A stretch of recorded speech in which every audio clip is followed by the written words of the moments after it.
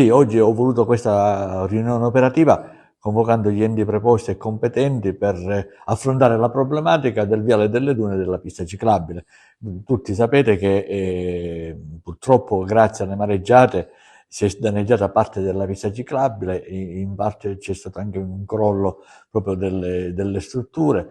E nell'immediato la soluzione forse è quella di creare una barriera, anche se provvisoria, di scogli per evitare che le prossime mareggiate possano continuare con questa erosione.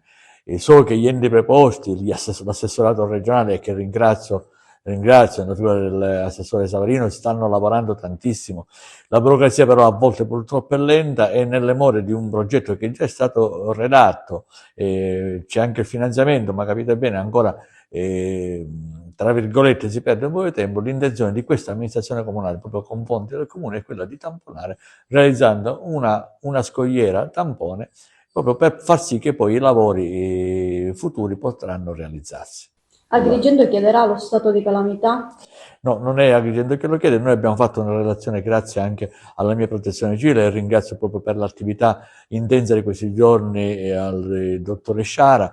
Abbiamo mandato quindi la nostra relazione alla protezione civile regionale, alla protezione civile della regione, grazie anche all'intervento del presidente Schifani, poi chiederà naturalmente al ministro Musumeci e al governo nazionale quindi lo stato di emergenza.